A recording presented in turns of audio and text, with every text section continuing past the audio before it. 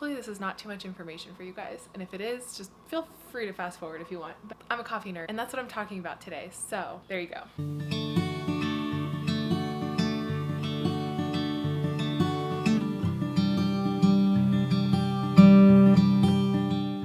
Well, hey guys, Natalie here. Welcome back to Hey It's a Good Life. I'm so glad you're here because today we have some really fun things in store. I'm going to show you guys the progress of reviving our lemon tree. I'm also going to show you guys how I get beautiful, delicious tasting coffee at home for a fraction of the cost of what it would cost me at a coffee shop. And then we're going to go thrifting. Alright, so you guys already know I'm a crazy plant lady and a crazy cat lady. But did you know that I used to be a barista? And then I'm also secretly kind of a coffee snob. So my friend Josh over at The City Said recently came out with a video showing us that he was, once upon a time, a BMX rider. And in light of this, he asked us, what's something that we don't know about you? So I started thinking about this. I didn't really have a good response right off the bat. My response to that question is, I used to be a barista. I'm kind of a coffee snob. So something I want to show you guys today.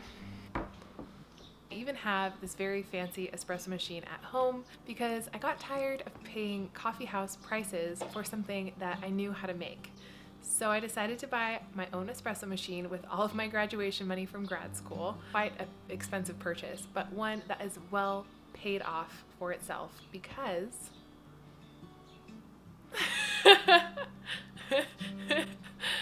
So I decided to use my grad school graduation money to buy this amazing machine, and just a couple days ago my friend actually bought this machine because she knows how much I love it and what a great machine it is, and she asked me to send her some videos of how to make latte art and how to pull a decent shot. And she asked me to send her some videos on how I get coffee house quality lattes at home. And she said you should totally add this to your YouTube channel so that I can keep going back and referencing it, and there are probably other people who are interested in this too. And a long time ago when I was still drinking coffee, a couple of you guys did reach out on Instagram of like, oh, did you make that at home? Like, how did you do that? So if you're interested in that, I'm about to show you how I pull a decent shot of espresso at home, how I make some beautiful latte art, how this is really a beautiful, functional, frugal thing in our home we have come to enjoy so much. So are you ready to learn how to pull a decent shot? Let's get into it. Okay, so step one to getting a quality cup of coffee at home is making sure that you start with a quality bean.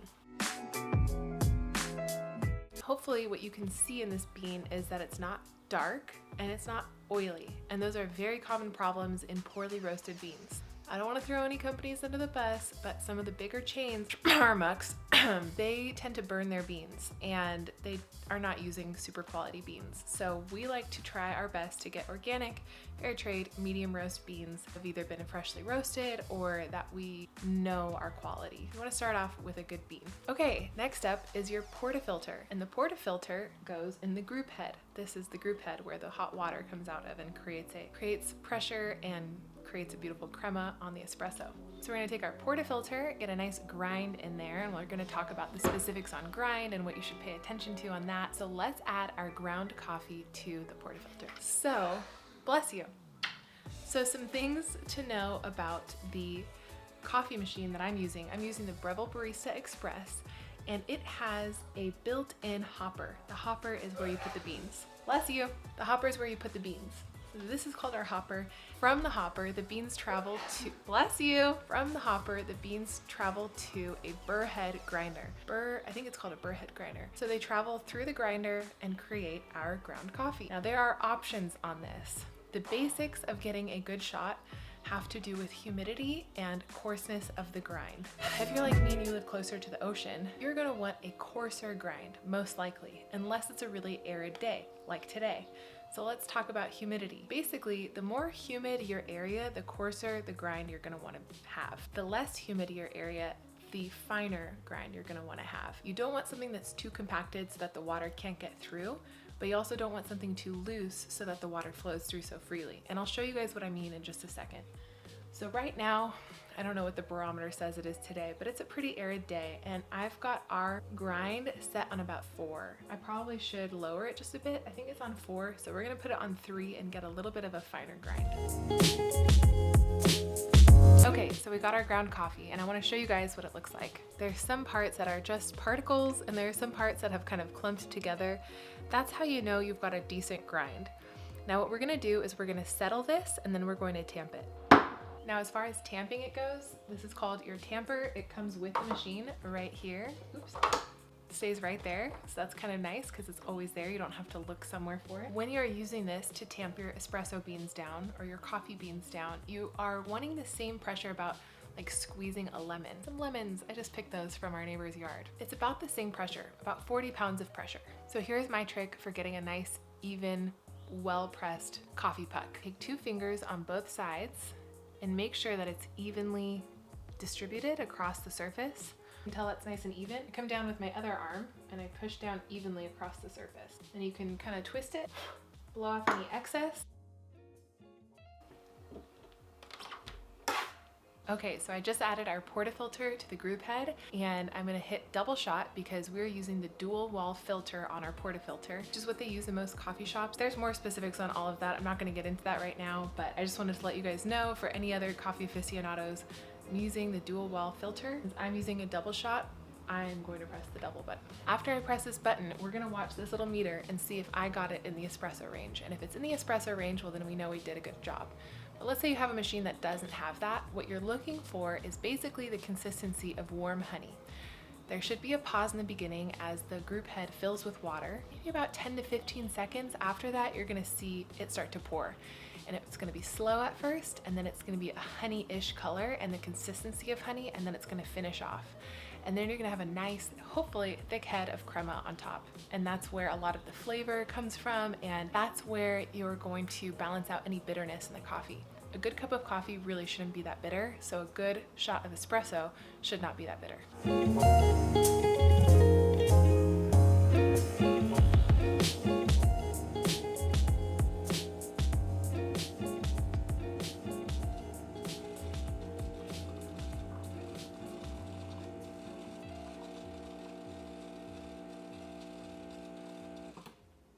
That was kind of a so-so pour. Not my best, but also not my worst. You could see how it kind of sputtered and it didn't get all the way into the middle of the espresso range. What we're really looking for is for it to be in the middle of the espresso range and a nice clean pour throughout the whole thing. And that just has to do with dialing in the shot. So if I was really, really into this today and I wanted to get like the perfect cup of coffee, I would keep messing with the coarseness of this grind and with the pressure of my tamping. So now it's time for the fun part, which is the milk. And the milk is so important. People really overlook this. If you go into a chain coffee house, which will go unnamed, you might hear them put the milk into the milk pitcher, just shove it under the steam wand, and you're gonna hear like this horrible sound. That is the sound of burning milk.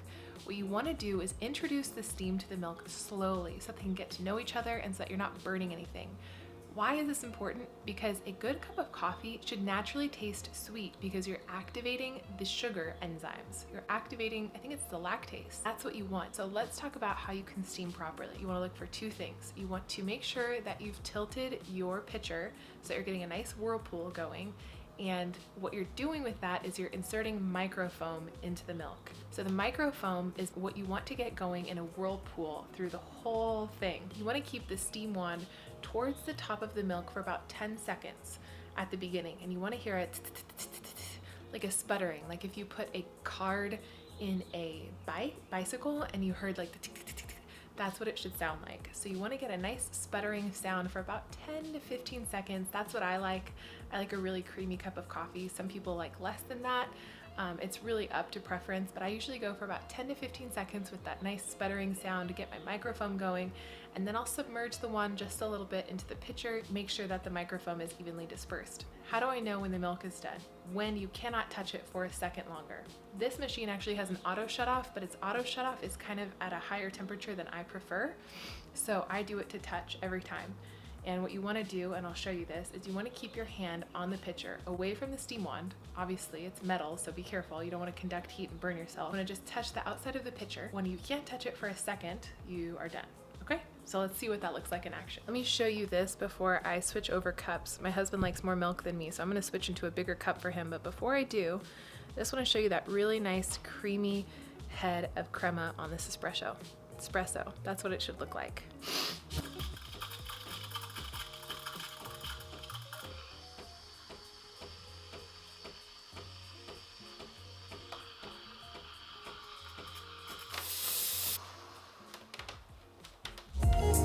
be kind of hard to see, but you know that the milk is quality when it looks like velvet.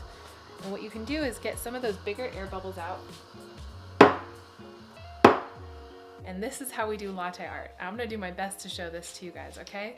So we're gonna start high, make sure everything is nice and evenly distributed here. We're gonna start high, bring it closer, get really close. And there we go. There's our espresso latte art. So it's kind of hard to do a tutorial like this and get really awesome latte art because the espresso had kind of cooled down by the time I got to it, but it tastes really good. I might pull another shot and do another round just so I can show you what a quality latte art looks like. Okay, so that was my kind of tutorial on the basics of getting a quality cup of coffee at home. Now I'm gonna show you guys some quality latte art.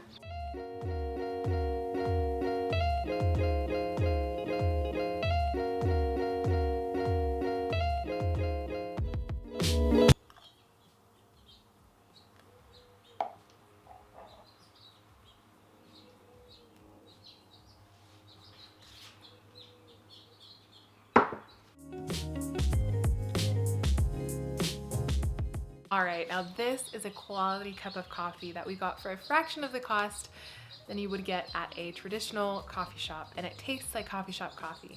Now I'm gonna indulge in a sip of this, but as you guys know, I still can't really have coffee, so I keep my essential oils like Cheer and Motivate right here, and I put that on instead of having a cup of coffee.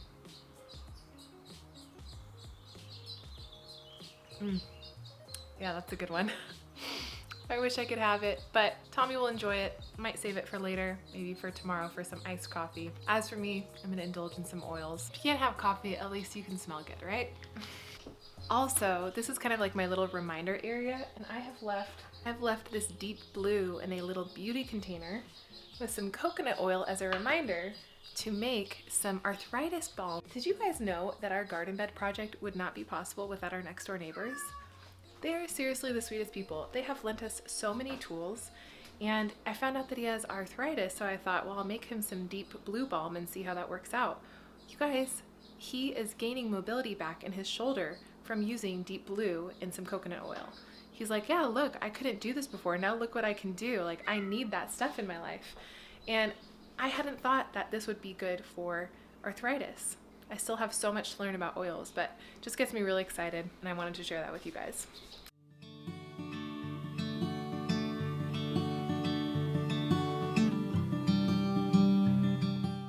I first poured water into a container. I let the container sit to let the chlorine bubble out, and then I added this organic fertilizer with a water pump to get an aerobic process going.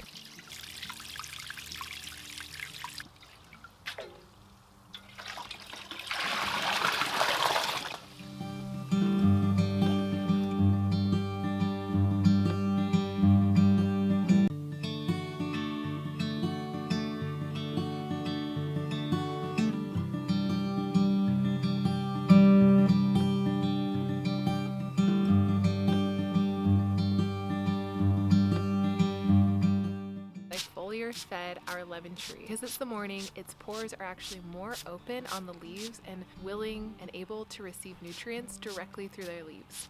It's a great way to feed a plant quickly.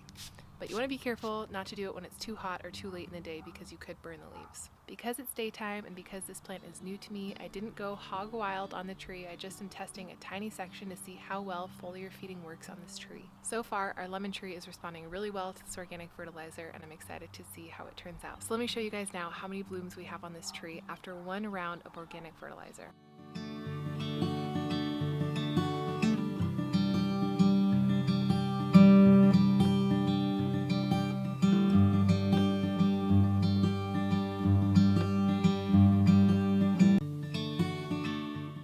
Guys, how cool is that? In the process of reviving our lemon tree, we're inviting more pollinators to the garden. I think we just witnessed a bee pollinating a couple of our lemon blossoms, which means we're gonna have lemons, which is awesome. I've actually never seen a bee drop pollen before, but I can see like this yellow stuff falling from it. I'm gonna have to ask my friend Kaylee what that's all about.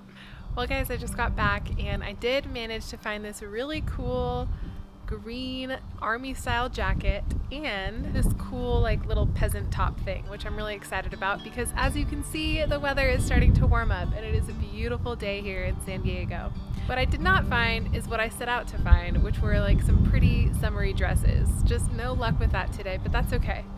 We'll go thrifting another time. I'm very happy to say I went to Plato's Closet and got 50% off all my stuff. So I got all of this for about 15 bucks. So we've been cleaning up around here. We put a bunch of stuff in this green waste bin.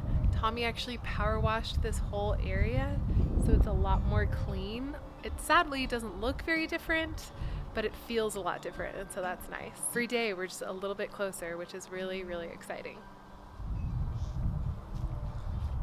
So yeah, we've been power washing, so we've been cleaning up around here. We put a bunch of stuff in this green waste bin. Tommy actually power washed this whole area, so it's a lot more clean. It sadly doesn't look very different, but it feels a lot different, and so that's nice.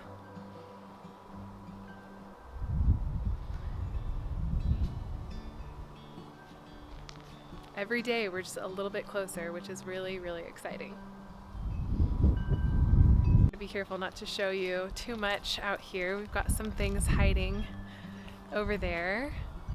We're about 2/3 of the way through the sanding and staining process. It just takes a really long time. Go figure.